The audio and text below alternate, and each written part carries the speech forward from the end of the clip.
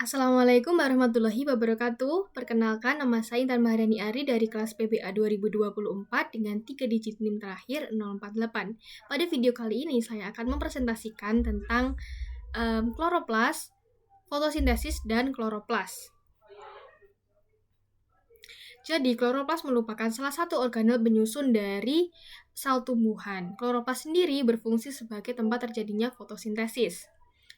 Sebab kloroplas ini mengandung pigmen hijau klorofil yang bersama-sama dengan enzim dan molekul lain berperan dalam proses fotosintesis. Kandungan kloroplas dipisahkan dari sitosol oleh suatu selubung yang terdiri atas dua membran.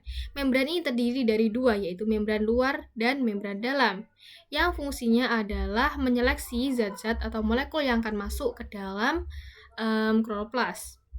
Selanjutnya, di antara dua membran ini, membran luar dan membran dalam, dipisahkan oleh ruang sempit yang disebut dengan ruang intermembran. Kemudian, di dalam kloroplas terdapat sistem membran yang disusun menjadi kantung pipi yang disebut dengan tilakoid. Tilakoid ini berbentuk seperti koin atau piringan. Kemudian, tilakoid ini akan saling bertumpuk membentuk struktur yang disebut dengan grana. Selanjutnya, cairan di luar tilakoid itu disebut stroma. Stroma ini merupakan cairan pengisi dari kloroplas. Stroma ini membagi kloroplas menjadi dua ruangan, yaitu ruangan tilakoid dan stroma. Selanjutnya, ini merupakan struktur dari kloroplas. Yang pertama tadi kan ada membran luar, membran dalam. Di antara membran luar dan membran dalam terdapat ruang antar membran atau intermembran. Selanjutnya ada tilakoid yang berbentuk seperti piringan lalu membentuk struktur bertumpuk yang disebut dengan granum. Selanjutnya stroma merupakan cairan pengisi. Stroma ini berfungsi sebagai tempat penyimpanan hasil fotosintesis atau reaksi terang, yaitu tempat penyimpanan ATP dan NADPH2. Selain itu, stroma ini menjadi tempat terjadinya reaksi gelap atau siklus Calvin. Selanjutnya ada struktur kloroplas yang dilihat menggunakan mikroskop. Selanjutnya, kloroplas ini merupakan mengandung plastida yang berwarna hijau, kuning, atau merah yang berfungsi sebagai penyelenggara fotosintesis. Terdapat pigmen fotosintetik yang disebut dengan klorofil atau zat hijau. Stroma berfungsi sebagai tempat penyerapan cahaya yang selanjutnya diubah menjadi energi kimia. Jadi tentunya stroma ini menjadi tempat terjadinya fotosintesis sebab penyerapan cahaya terjadi pada stroma. Kloroplas sendiri spektrum di dalam kloroplas sendiri dibedakan menjadi dua, yaitu klorofil dan karotenoid. Klorofil ini zat hijau dan karotenoid adalah warna lainnya seperti seperti kuning atau merah. Kloroplas umumnya tersusun di dekat vakula sentral dengan lebar 2-4 mikrometer dan panjang 5-10 mikrometer. Jumlahnya berkisar antara 20 hingga 40 buah per sel. Kloroplas ini pertama kali ditemukan pada 1881 oleh ahli biologi Jerman yang bernama Julius van Schach. Membran dalam kloroplas bersifat selektif permeabel serta merupakan tempat protein transport melekar. Jadi fungsinya adalah untuk memilih molekul yang boleh masuk ke dalam kloroplas melalui transport aktif. Selanjutnya, struktur kloroplas. Struktur kloroplas ini tersusun dari granum. Granum ini tadi kan merupakan susunan dari tilakoid yang menjadi tempat terjadinya fotosintesis dengan ukuran 0,3 hingga 2,7 Nm. 0,3 hingga 2,7 nanometer. Jumlahnya 40 hingga 60 grana yang tersebar di matriks. Antara satu granum dengan granum yang lain dihubungkan oleh lamela tilakoid, sedangkan antara grana dengan stroma dihubungkan oleh lamela stroma. Stroma merupakan cairan kloroplas yang berfungsi sebagai tempat penyimpanan hasil fotosintesis.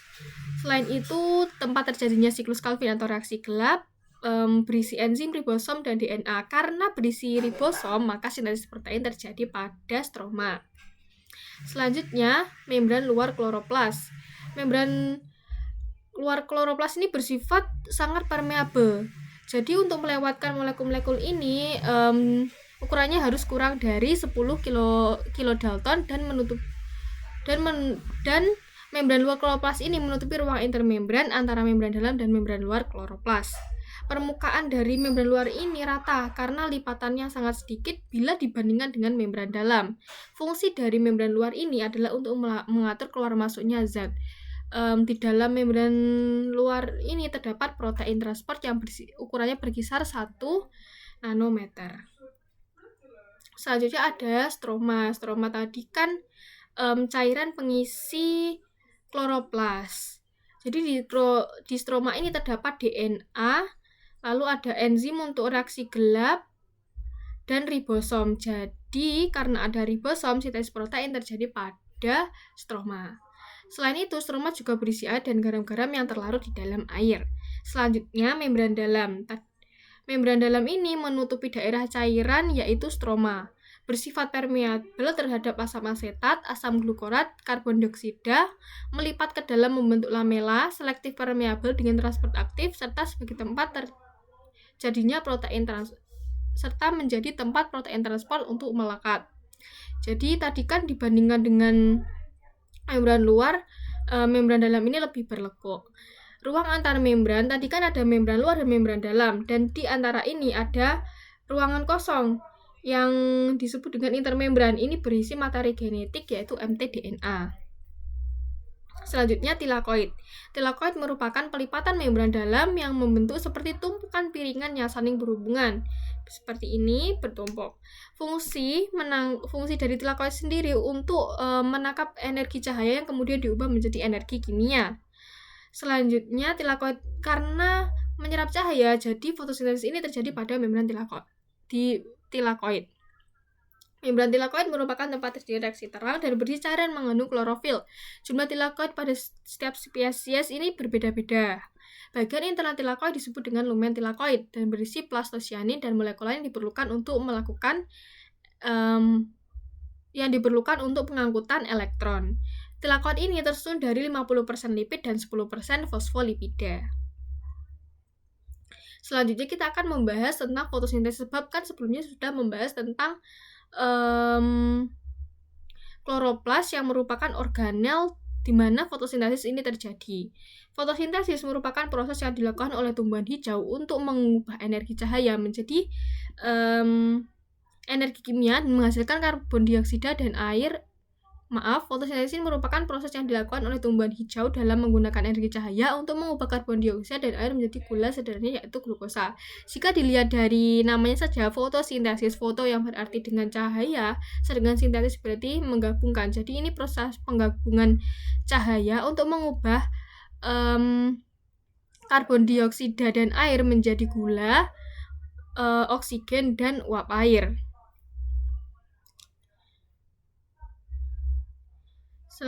Selanjutnya, fotosintesis sendiri terdiri dari 2 fase, yaitu fase fotokimia dan fase termokimia.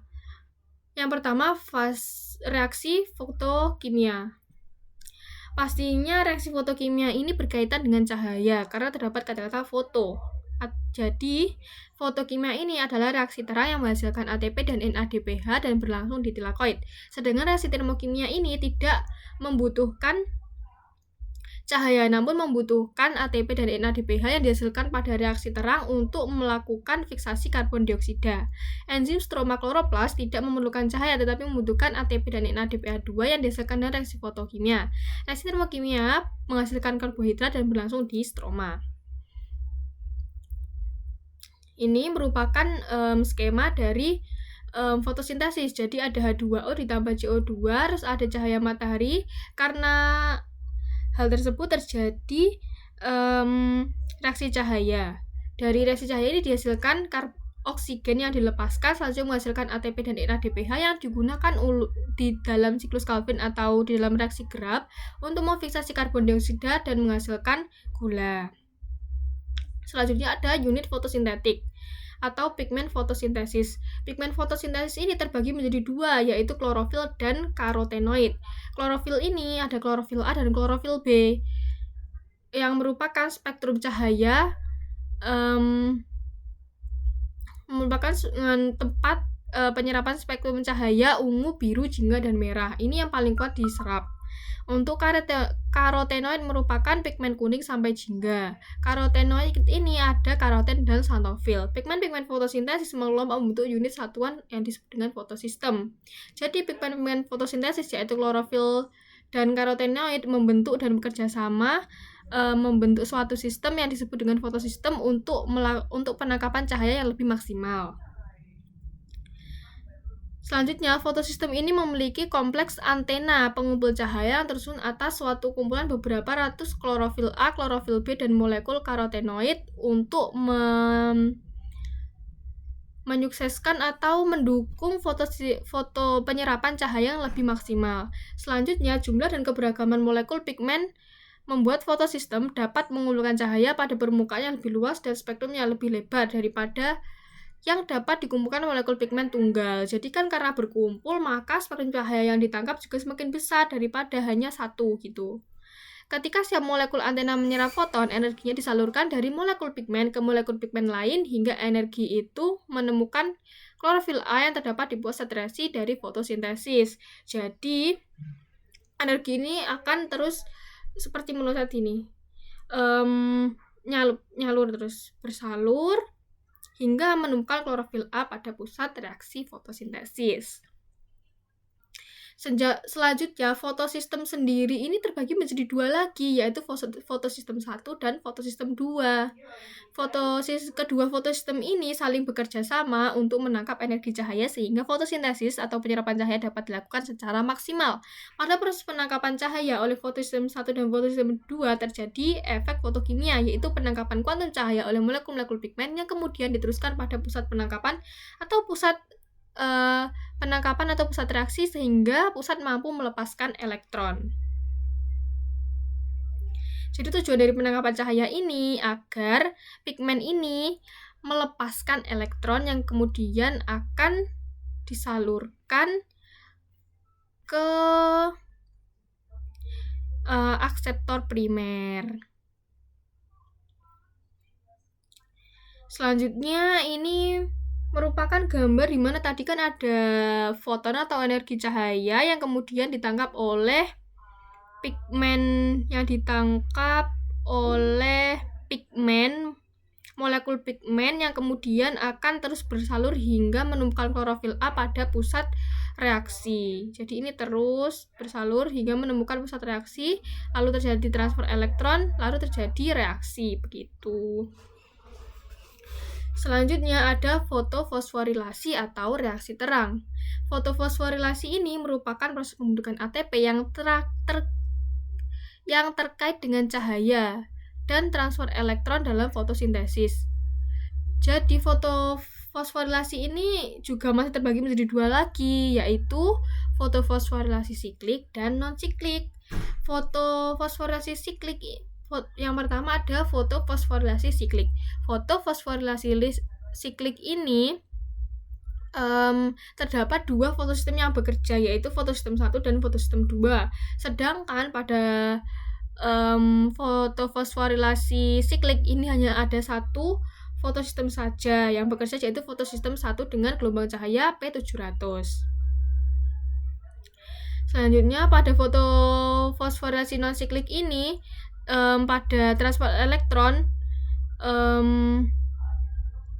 terjadi arus elektron yang bersamaan dalam tilakoid pada fotosistem 1 dan fotosistem 2 dan fotolisis air sehingga menghasilkan ATP dan NADPH. Aliran elektron dari H2O ke ferredoksin melalui pembawa elektron memerlukan keikutsertaan kedua sistem pigmen dan menghasilkan ATP. Artinya kelebihan energi elektron hasil absorpsi foton digunakan untuk sintesis ikatan fosfat berenergi tinggi. Kemungkinan sintesis ATP adalah antara sitokrom B6 dan sitokrom F. Elektron dari H2O diangkut dari satu arah ke ferredoksin dan akhirnya digunakan untuk mereduksi NADP. Kemudian fotofosforilasi siklik yang hanya melalui satu fotosistem saja, yaitu fotosistem 1 dengan panjang gelombang P700. Pada kondisi ini hanya fotosistem 1 yang diaktifkan dan elektron tidak diambil dari H2O sehingga tidak dihasilkan oksigen. Elektron mengalir dari P700 ke ferredoksin. Ferredoksin tidak mampu meneruskan elektron ke NADP sehingga elektron diserahkan ke sitokrom B6. Sitokrom B6 selanjutnya meneruskan elektron ini melalui sitokrom F dan pastosianin P700. Sintesis ATP terjadi antara ferredoksin dan sitokrom B6, antara sitokrom B6 dan sitokrom 1. Fotosistem 1 ini menghasilkan ATP tanpa memberikan elektron untuk mereduksi NADP. Jadi fotofosforasi siklik ini dinamakan siklik bukan karena bentuknya siklik, melainkan karena elektronnya ini yang semula dari P700 ini akan kembali ke P700 gitu. Ini merupakan proses reaksi terang. Jadi nanti ini fotofosforilasi non-siklik. Jadi energi foton atau energi cahaya akan ditangkap oleh fotosistem 2 yang kemudian menyebabkan eksitasi elektron atau pelepasan elektron ke akseptor primer. Kemudian karena 2 elektron ini dilepas ke akseptor primer, maka 6P680 ini mengalami kekosongan sehingga menyebabkan fotolisis air. Lah, fotolisis air ini akan diuraikan menjadi 1/2 oksigen ditambah 2H+ ditambah 2 elektron. 2 elektron yang dihasilkan dari fotolisis air ini akan mengisi kekosongan di P680. Lalu oksigen dan setengah oksigen dan 2H+ disimpan di ruang tilakoid. Kemudian 2 elektron dibawa oleh plastoquinon, sitokrom dan plastosianin ke ini P700. Pada saat plastoquinon mengirim 2 elektron ke sitokrom, 4H+ di sitokrom masuk ke ruang tilakoid dan bergabung bersama 2H+ yang kemudian bergabung dengan 2H+ hasil dari fotolisis air. Kemudian akan menuju ATP sintase lalu menghasilkan ATP. Ketika terkena cahaya matahari akseptor, elektron di P700 akan tereksitasi atau terlepas. Jadi di P700 ini kosong dan membuat P700 tidak stabil. Jadi 2 elektron di sitokrom tadi yang dari P680 akan ke P700. Kemudian 2E di P700 dikirim ke ferredoksin dan ditransfer ke NADP reduktase dan akhirnya membentuk NADPH. Ini sama saja. Kemudian ada mekanisme terbentuknya ATP pada fotofosforilasi berdasarkan hipotesis kemiosmotik. Fotofosforilasi hanya dapat berlangsung karena adanya energi cahaya yang menggerakkannya. ATP sintase atau faktor pengandung yaitu CF0 ditambah CF1 menyebabkan ATP terbentuk di stroma dan pengaliran H+ dari lumen tilakoid ke stroma. Pembentukan ATP membutuhkan pengangkutan H+ di lumen tilakoid. Ion H+ di lumen tilakoid berasal dari oksidasi H2O atau fotolisis air dan H2 pada transfer elektron. Oksidasi ini menyebabkan konsentrasi H+ di lumen lebih tinggi dibandingkan dengan di stroma. Jadi karena hal tersebut terjadi perbedaan pH antara sisi dalam dan sisi luar tilakoid. Adanya perbedaan pH ini membentuk energi potensial kimia yang kuat untuk mendorong berlangsungnya fotofosforilasi. Proton mengalir lewat ATP sintase ke arah stroma. Arus proton ini akan menghasilkan energi yang digunakan dalam reaksi ADP ditambah PI menjadi ATP ditambah H2O. Kemudian di sini ada siklus Calvin atau reaksi gelap. Jadi siklus Calvin ini tidak membutuhkan cahaya, namun membutuhkan ATP dan NADPH2 yang merupakan hasil dari reaksi terang untuk fiksasi karbon dioksida. Energi dalam bentuk ATP dan NADPH2 yang dihasilkan pada reaksi cahaya digunakan untuk mereduksi CO2 menjadi karbohidrat. Karbon dioksida berdifusi dari luar daun melalui stomata ke dalam ruang antar sel. Kemudian karbon dioksida berdifusi ke dalam sel-sel mesofil hingga mencapai kloroplas. Enzim yang membantu yaitu RUBP karboksilase. Reaksi pertamanya merupakan reaksi antara karbon dioksida dengan RUBP menghasilkan asam berkarbon 3 yaitu 2-APG atau asam 3-fosfogliserat atau fosfogliserat asid, dan selanjutnya sebagian APG diubah menjadi karbohidrat. Gliseraldehyde 3-fosfat atau ALP merupakan produk fotosintesis sebagai bahan dasar penyusun gula, tepung, lemak, protein, dan lain-lain. Jadi produksi ALPG akan digunakan untuk sebagian besar untuk melanjutkan fiksasi karbon dioksida atau siklus Calvin, dan sebagian untuk sintesis glukosa, tepung, lemak, dan protein. Jadi ini merupakan skema siklus Calvin. Tadi kan yang dibutuhkan di siklus Calvin kan karbon dioksida, ATP, dan NADPH. Jadi 3 molekul karbon dioksida akan masuk, 3 molekul karbon dioksida kemudian berubah menjadi 3 molekul karbon dioksida dibantu oleh enzim RUBP karboksilase berubah menjadi 6 molekul 3-fosfogliserat. Kemudian 6 fosfogliserat ini membutuhkan ATP untuk merubah dirinya menjadi 6 molekul 1,3 bifosfogliserat dan melepas 6 NADP. Selanjutnya, 6 molekul 1,3 bifosfogliserat membutuhkan 6 molekul NADPH untuk merubah dirinya menjadi 6 molekul gliseraldehyde 3-fosfat atau G3P yang kemudian akan melepas NADP+ dan 6PI. Kemudian 6 molekul gliseraldehyde 3-fosfat ini hanya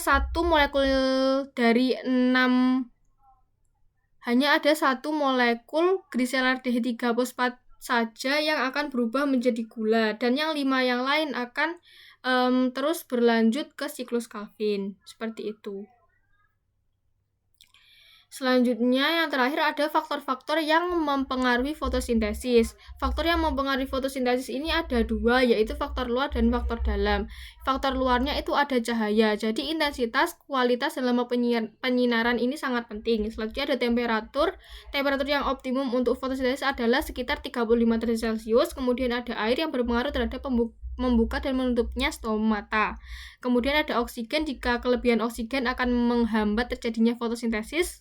Selanjutnya ada karbon dioksida yang merupakan substrat fotosintesis. Selanjutnya ada unsur hara yang diperlukan untuk sintesis klorofil dan koenzim berbagai enzim fotosintesis.